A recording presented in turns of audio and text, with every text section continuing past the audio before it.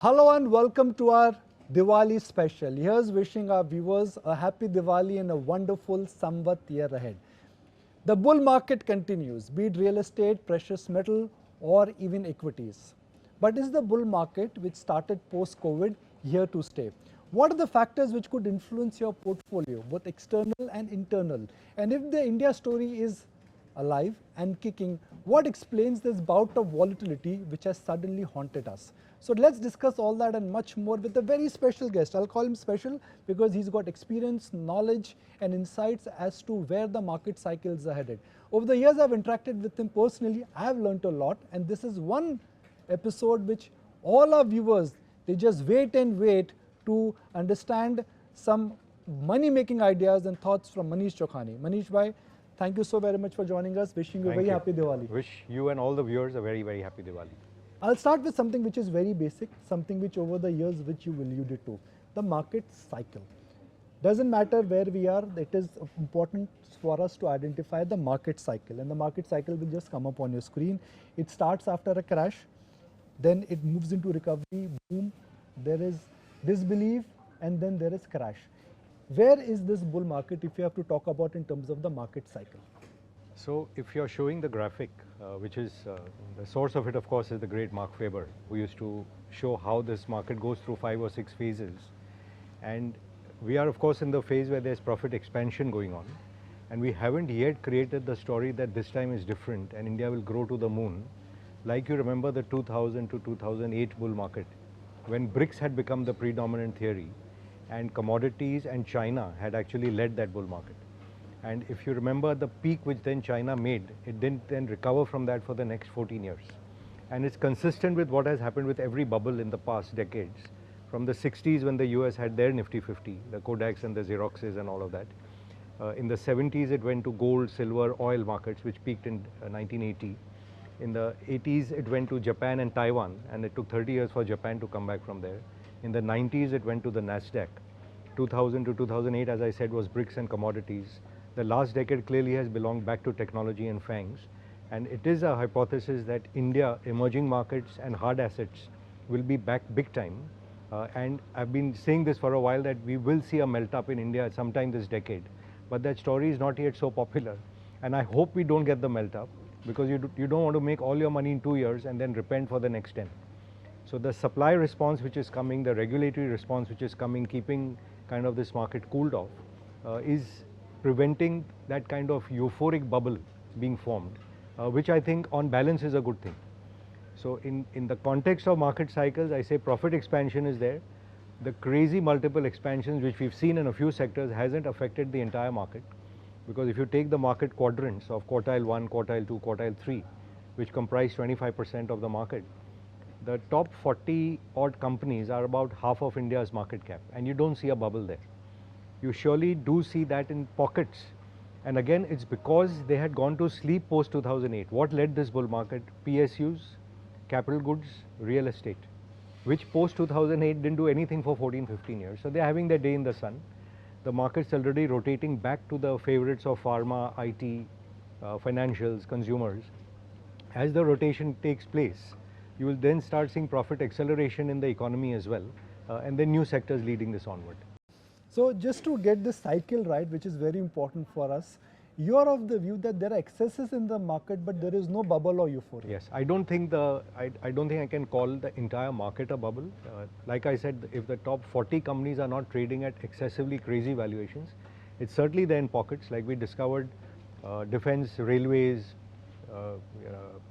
PSUs in capital goods, a lot of multinationals, to an extent where every multinational owner of the business across the world has come and sold in India. GE and Whirlpool from US have sold, BAT and Vodafone from UK have sold, Sumitomo from Japan has sold, Singtel from Singapore has sold, and now of course you have the Koreans who've discovered the magic mantra of getting 25 multiples for stocks which are in their home country trading at 5 multiples. So Hyundai has come, I assume Samsung will come, and also PE investors have encashed. I think in the last 6 months alone, $15 billion has gone back to promoters and private equity investors. And you know, I remember in 1999, Infosys, and that time Satyam went public because they wanted to raise capital in Nasdaq. Now it's the other way around. how the wheel has turned completely Absolutely. and beautifully Absolutely. in our favor. Absolutely right. The wheel has also turned in favor of the Indian investor. Now FI ownership and DI ownership is at par.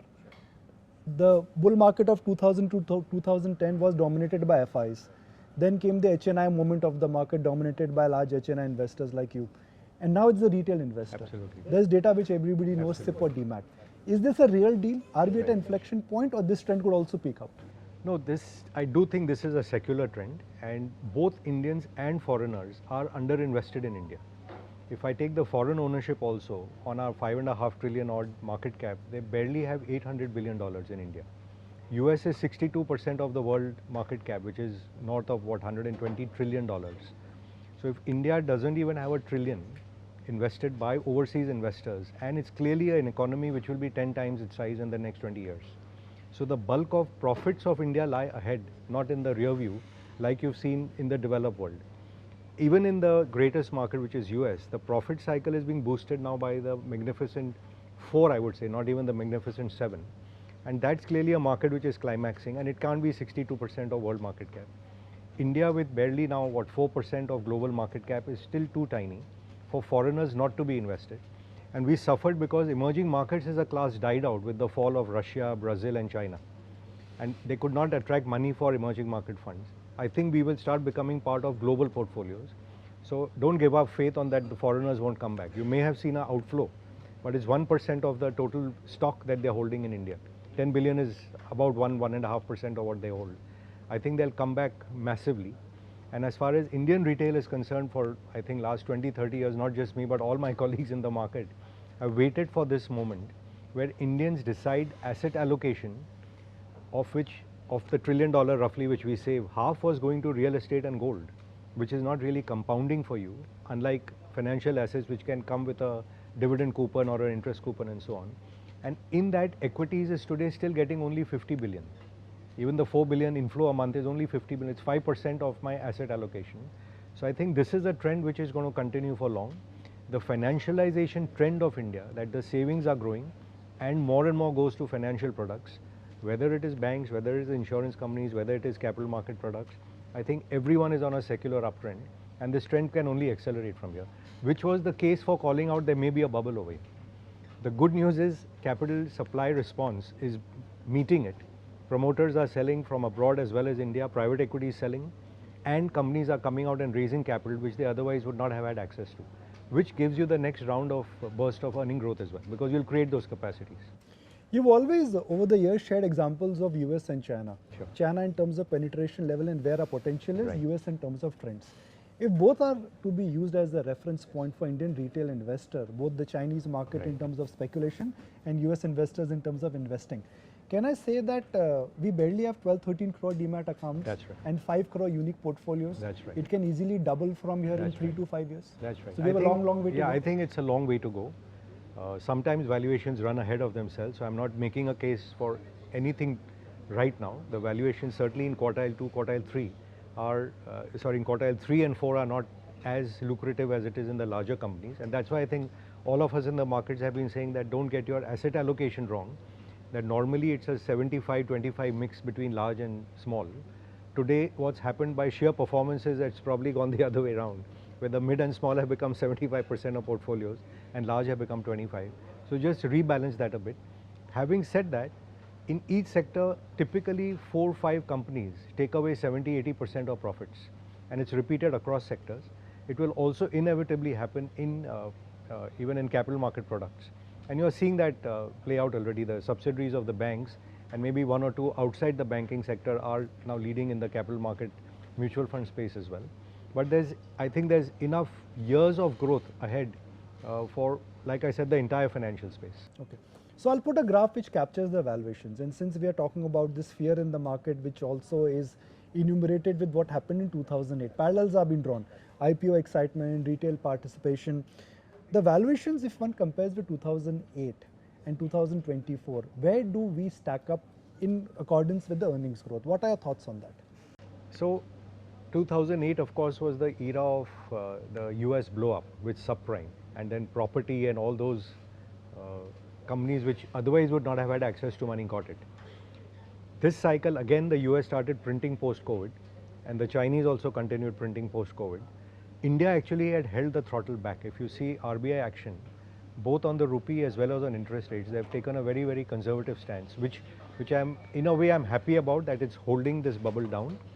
But I'm also unhappy, my favorite topic about, rupee, denying Indians the purchasing power which they should have had, denying our service exporters, which are the really value-added people, from getting their just dues, and the IT worker actually not getting his dues in the guise of, what the processing guys in manufacturing are doing. But leave that aside.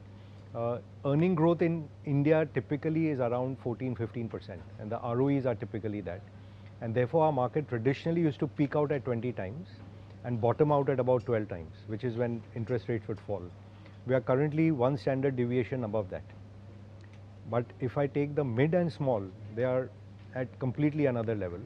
It is true that they tend to grow faster than the larger companies, but only for limited periods of time, because eventually you're a vendor or a supplier to somebody else if you're tier 2 or 3, and it's very hard to see someone compounding and getting an ROE north of 25% on a sustained basis. Our markets have given that and much more in the last 3-4 years, because it got released after COVID, but it's only caught up to trend line of 2018 when they had all crashed. So I don't think we should take the last 4-5 years as representative of what is coming. Personally, I don't think we are looking for even double-digit return from this market next year. But on a trend line, you will still make the 14-15%. And for these kind of multiples, you must have this sort of euphoria repeating at the end of the cycle. So let's say I'm taking a view today on 2030. If I think our market trades at 20-25 times even then, and we compound earnings at 15, you will basically double in the next 5 years. If the multiple goes down for some reason, because of whatever crisis may happen in the world, then you don't even make earning growth over there. Now, unfortunately, if you bought 30, 40, 50, 100 P stocks, I can only wish you well, and you may have a religious experience. So let me just leave it at that. But it's not looking like a 2008 crisis from an India perspective. There are certainly issues in the world. And again, like the known unknowns never come and surprise you. But there's enough on the horizon. If you want briefly, we can do, geopolitics is now well known and understood. 2 wars, someone else does something, a lot of the euphoria can vanish in at least a sell-off. It will not be in a death of India, but it will result in a sell-off. Second is domestic politics all over the world has become very strident. So it's either hard left or either hard right. And repercussions of that on societies are also hard to tell, which is then playing back into geopolitics. The biggest trend I think we miss is on the tech disruption. What is going on indeed with AI, and even more importantly for biotech, and the reordering of what will happen to our 2 biggest exporting engines, our IT and pharma, I think can have major repercussions. And technologically, we are behind China and behind US at least 20 years. So what happens when AI comes in, when robotics come in, when biotech comes in, and new profit engines are created in the world? Will we participate, will we not participate? Because it won't ever be a linear line. The fourth, of course, is always the debt bubble, which to me is the central issue which will blow up the world this time. Everyone and his uncle is printing money like there's no tomorrow. We keep accumulating it thinking it's reserves. The US has printed $600 billion in the last 2 months. How can that be a reserve for somebody? That's explaining the bull market for gold, silver, uranium and all. Even coffee and cocoa. Orange juice. Are things which you can't produce enough of. So too much money is chasing goods. That's also playing back into my thesis of hard assets doing well in this decade and back to emerging markets. And the last, of course, is climate change. If Bangalore, Delhi, Bombay are going underwater, you can't even work from home. How do you create revenues and how do you create profits? So there are risks over there. This market is not giving you pricing, which is giving you, I would say, margin of safety. It's a market which is paying for growth now. And as long as your growth momentum is up, and you'll see it even now in the results, as long as companies are delivering results, the stocks still go up. Company misses by 5 or 10% and boom, you're down 10-15% on the same day. So it's telling you market's a bit nervous and it needs some time to digest this earnings to then start hopefully the next leg up. Before I move into specific sectors and themes, I would just like to, draw the big sketch for India. Sure. Indian savings or Indian wealth is divided in 3 large categories. A lot of real estate, some gold, and little bit equities. No, I think the number today, if I'm not wrong, there would be about 6 trillion worth of real estate which Indians hold. The gold number is actually $2 trillion. Okay. It's one Almost reason. half of India's GDP. Yeah, which will do well because for years we've held that, I think it's 35 or 40,000 tons of gold held in India. It's also a source which people use because now they go and they borrow and take gold loans against it. So gold is 2 trillion, and if I take India owning 85% of the 5.5 trillion, it's north of 4.5 trillion of equity. So it's not a small number now. Yeah, promoters included. So yeah, I mean that's Indian wealth. No? Promoters included. So Fair point. if you add up all this and you say India has wealth of about $14 trillion, it allows you to keep consuming, and it also, remember, India has a terminal value in everyone's mind. That confidence is what gives you multiples. Yes. Why are people not buying China or Russia? Because they are not sure of the terminal value, property rights, stability of their government, how will they be treated over there. That's why most of the world treats these as trades, and India becomes the terminal value stock. And that's why I say my long-term outlook is still very, very bullish, that India will be $40 trillion economy in the next 20 years. On the 40 trillion, you'll keep making this 5 or 6% type of profit share to GDP. It's a staggering number. We'll be at 10 times the profit that we are today also. And that certainly gets a multiple because it's still a relatively young population. So the case for selling India as a core holding in any global portfolio is not there. It is not a part of core holdings in any global portfolio with a 4% market share. I think India's share of global market cap will rise. I think it'll go as high as 20%. In the Indian saving pool also, because the youngsters who are now, I think the average investor in India is 32 years old. If those people have tasted profits for the last 8 years, unlike their parents who only made money on gold and real estate, this generation is not going away from equities in a rush. So the wall of money is going to come. There's no dearth of opportunities over here. And therefore, on a long-term horizon, you make money. Question is, how much do you pay for it? So when you get some gloom, which is like right now? It's not gloom, it is a pause that we've had a great party and it's the morning after, but it's not a hangover. No one's got drunk. But it's like, okay, maybe I overate. I should take a little fast for a day. But you're not going to stop eating for the whole week. But some parts of the world have got drunk. And they are, living on that last stimulus of last 3 or 4 companies, or depending on the government to come and give you some more stimulus over there. That's not the case in India fundamentally. So I would hope my desired outcome is we go sideways for a while and then resume our trajectory up. I hope that happens. I'll pick up 2 sectors. One where everybody thought outperformance will kick in, and second where outperformance has delightfully surprised everyone, PSUs. We can cut PSUs in defense, railways, metals, lot of... And the financials. They're actually 2 different. Is the party over in PSUs given the recent leg of decline? So some of them, like the defense PSUs, railway PSUs, a lot of the capital goods PSUs, I think it got a bit too euphoric because they were so under-owned. Because there's no one who comes in the middle and the stock keeps trending up, and as a retail investor, you don't really know better. And when you see, say, a 50% earning growth, you think 40p multiple is okay. So all of these, I think, went to excesses, and a lot of stocks which have now corrected 30-40% over there, they are still up 150% for the year. After correction, they may be up 80% for the year, but no one has felt the pain over there as yet. But like I said, you don't make these kind of returns in a stock. Eventually, stock returns will track what earnings will do. You are not going to make those kinds of returns over there. PSU financials, on the other hand, they did participate in the beginning, but it was really a rate of change on earnings. You remember the time when the entire PSU banks were equal to market cap of HDFC Bank. Then they caught up. SBI. Yeah, put them together, and you take all of them together, and you just see they have only performed in line with earning growth. The PE multiples, I was just shocked to see SBI, BOB, PNB, Canara Bank, Union Bank. These are the top 5. SBI still may have a 8 multiple. The rest are like 4, 5, 6 multiples. These businesses will make 15% ROE. They are paying you nice dividends also. So there is a rate of change which is there. The market's a bit worried on banking. Oh, everything is so good, but we haven't paid for it. So like a lot of my friends in the market, I think financials is a fantastic place because we all got distracted and went away to rightfully to the capital market space, where brokers, fund managers, wealth managers, mutual funds, all have done superb. But again, it's part of a mix. even today, I will have some of my money in a bank and some of my money in a mutual fund. Whereas we tended to go all or none. So life is never like that. So you build a portfolio which is balanced. I think there's a lot of money to be made here because the bets are still asymmetric on the banking side, including the best. We've made HDFC Bank has become a meme like ITC used to be, right? Yes. So it tells you that there's the time will come. The issue with banking, I feel, is everyone owned it.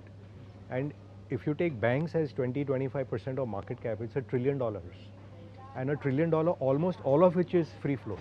So it takes a lot of money power to lift it. I think the climax of banking will only come when foreigners return. It's not that it's going to happen next year just because it's not performed last year. It may still be a long haul. But for people like me, like I always say, I'm a farmer, I plant my seeds. And as long as the crop is growing at 15%, the longer it takes to grow, the better for me. Because I don't need to get validation every week, every month, every year on my stocks. If I get a climax, eventually 5 years later, when the 5p stock becomes 25 and the earnings have compounded and doubled, you make a 10x. It's like a mango tree actually, right? You plant it, after 3 years you get a fruit. I'm happy to hold stocks. I don't want to sell and pay tax. As long as the business is doing well, the wealth is parked there. What's my rush in life? So I go back to that original point. The PSU basket which we've classified into, let's say, hard assets, Yeah. metals, that would include, let's say, Nalco and So others. again, I don't think you should put them into a bucket. It's like all PSUs did not participate. Same way all PSUs will not fall. And within that, do you think banking will fall the least? Banking is not going to fall. I don't think there's room for banking to fall. And if it does, then you should go and buy it by the truckloads. But like you mentioned, say metals. Now, if there is inflation in the world, the underlying earnings that a lot of these companies may deliver, it won't be the old industrial like iron ore and all because there's too much steel in the world. But the non-ferrous and certainly the precious side, there's a lot of money to be made there. Like Coal India, nobody wanted. The world has forgotten about ESG because you need energy. India needs to transition, and that's the second biggest theme of India, is this whole energy transition, power. We didn't invest for 15 years. Now you're facing power shortages, the transmission companies, the solar companies, tremendous amount of money to be made here. And that will also play out. So energy transition is actually, believe it or not, the next question on the list. So perhaps we preempted you.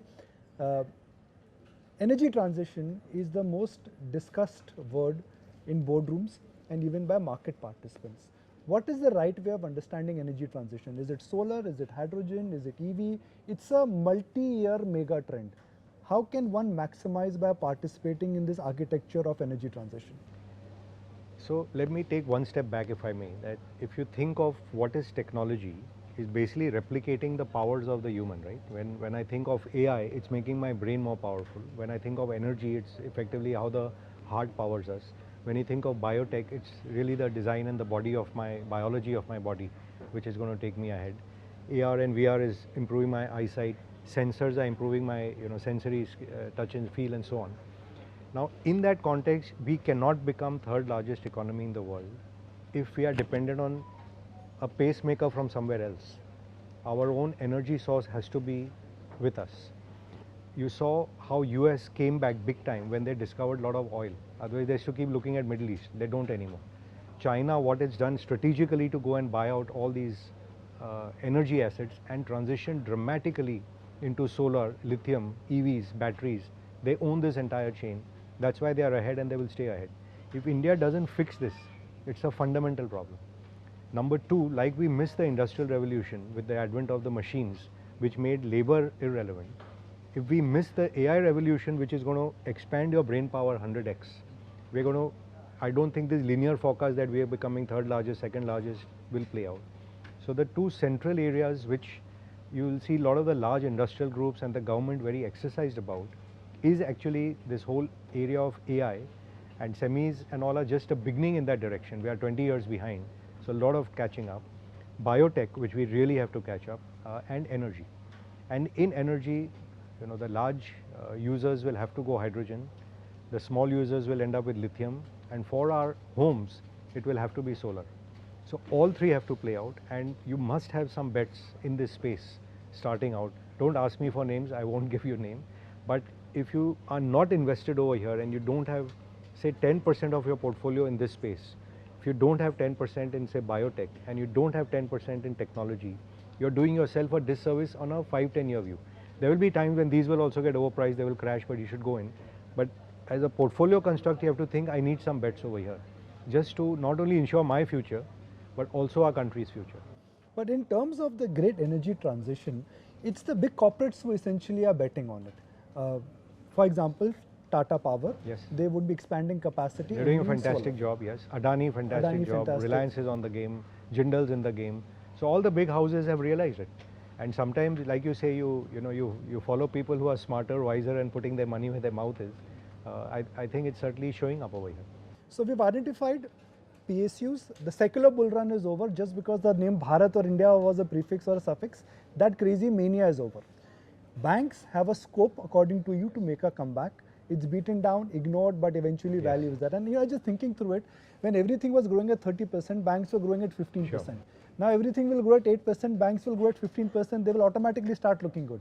Then energy transition is the real deal. Absolutely. The big guys are there. Absolutely. You need to allocate a significant amount of capital to energy transition. I move to the question which you have always argued, something which is very one of your favorite topics, which is the profit pool. Let's look at India's current profit pool. Again, this is data which we've this some lot of this stuff is MOSL and some of it is their proprietary data. The large profit pools in India are banking, Yes. autos, IT, and consumer. No, I'll correct it slightly. Actually, the top 5 sectors, banking is number 1, IT is number 2, what I call energy, utilities, the hard asset commodities is actually 3. Then you can think about consumer, and then finally you think about the industrials. So in terms of profit pool, banking and technology are going to lead like they've shown in the world. Because as you move from agriculture to industry, you move to services and then to the highest value added form, which are really these two. What the players will be, who the leaders will be, of course, you have to keep thinking about it all the time. But for example, our current IT services companies have to morph. They are like the old IBM. They are not even the Ciscos, and you have to get to being the Amazons and the Nvidias and the Apples and the Microsofts. That transition is there for Indian IT, which will happen. The youngsters are there, and the new Infosys are being born as we speak, while the old ones will have to reinvent themselves. And I also did mention this whole biotech space is going to upset Indian pharma. So these profit pools which you're thinking, like I say, if you're not positioned over there, I think you're going to do yourself a disservice. Okay.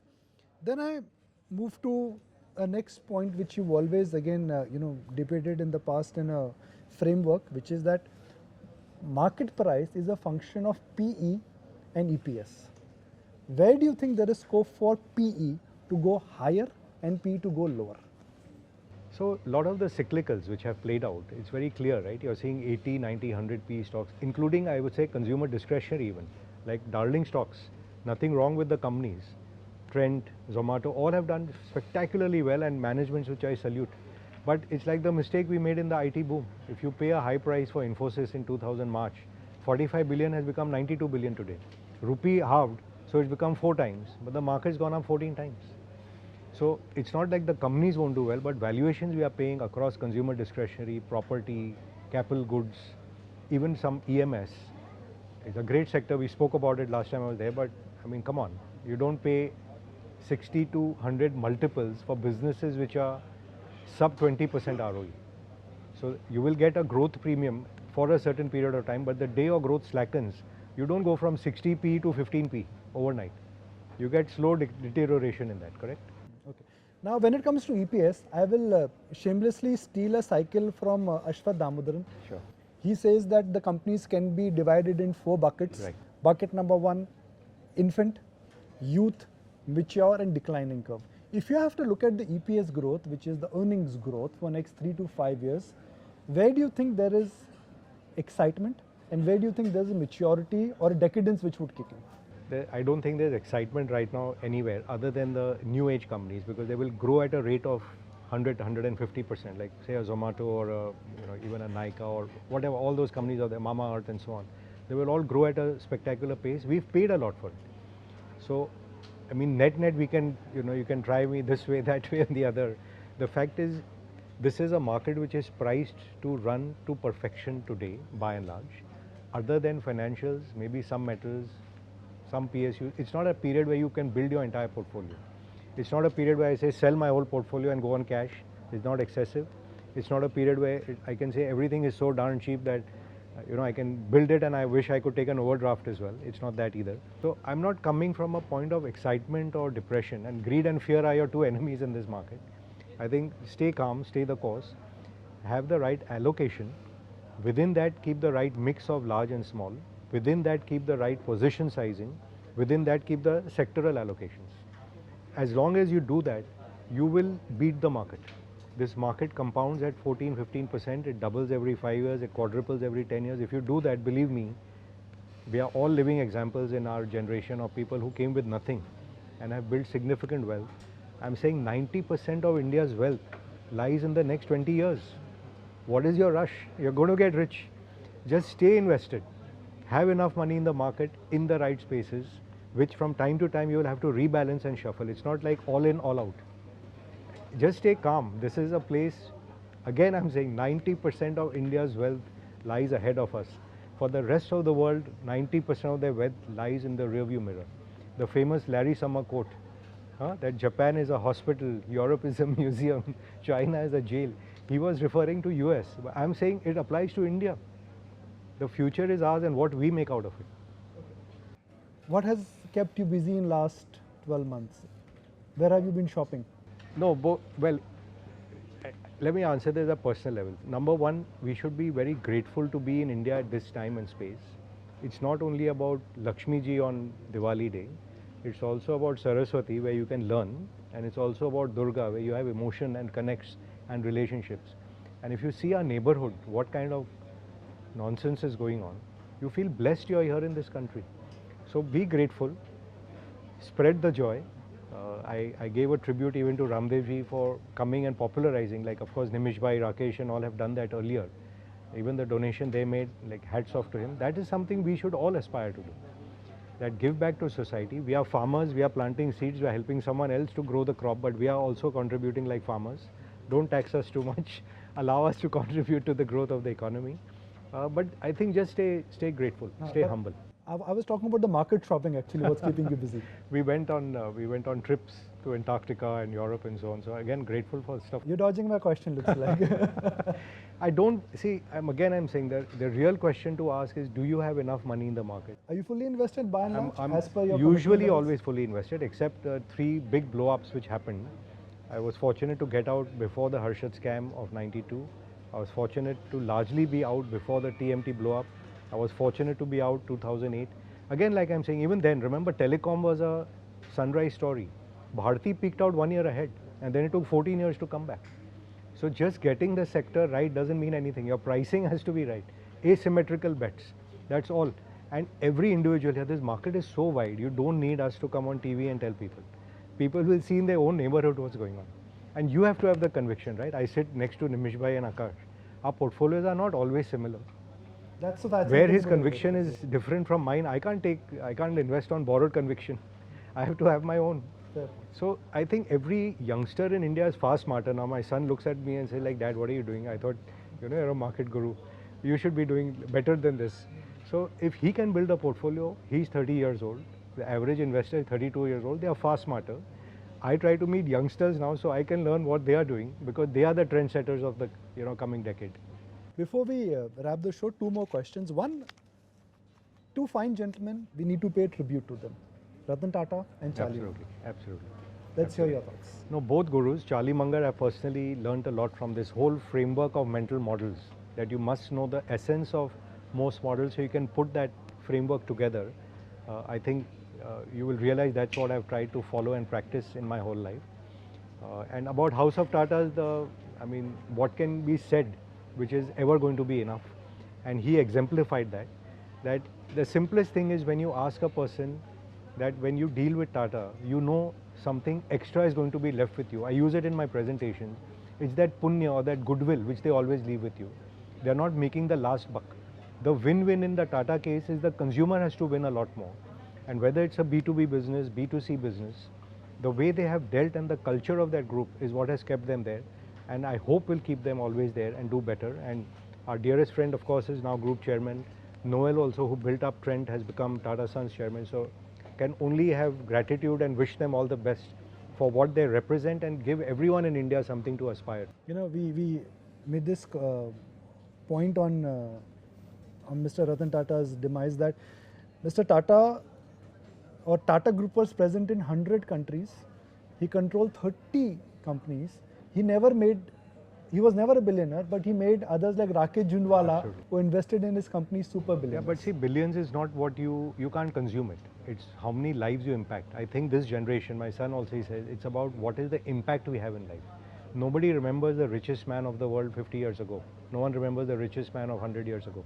But people who touched your life, even if you touch just the 3 members in your family, that is true wealth.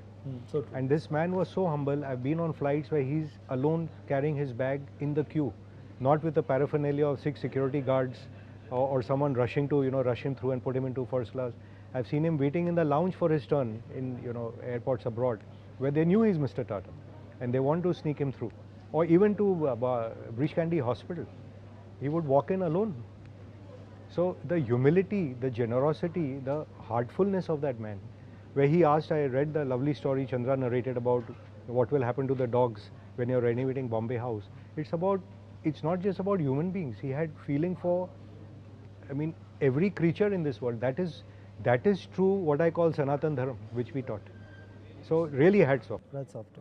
Okay, now before we wrap, I'm just going to talk about a template which you've followed for almost 15 years, which is that the peak of an entrepreneur comes after he turns 40.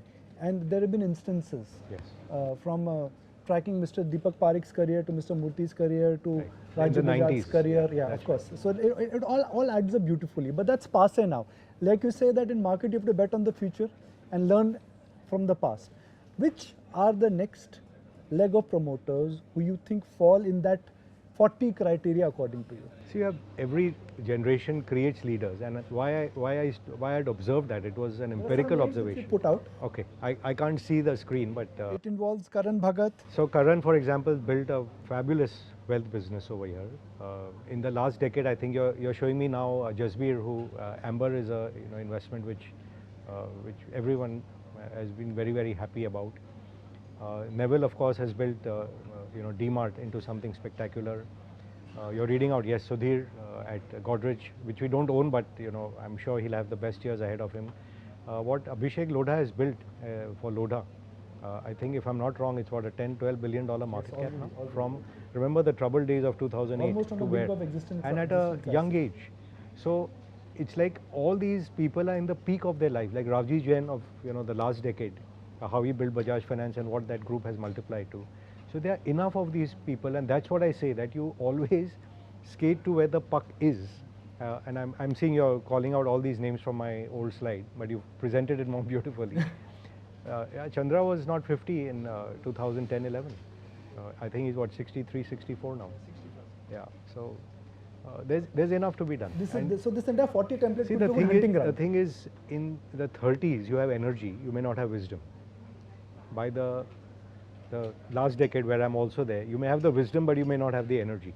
So that 40 to 50 period, I call it the golden era, when you're wise enough not to blow yourself up, and you have the energy to go and build. And the thing, after that, you try to become more famous, right? You want to be heading CII, or you want to, something like that. But the period of wealth creation is typically 40 to 50. So again, there'll always be examples other way. And I think it's getting younger now with all that, tech entrepreneurs who are coming out. But I think that story is here to say. I don't know how old is Dipinder Goyal, for example. 40s. So, I rest my case. We had a lot of curious questions, but we've really covered a lot of range of topics, and this indeed is one of the most fantastic Diwali shows which I have ever hosted. So thank you very much, you.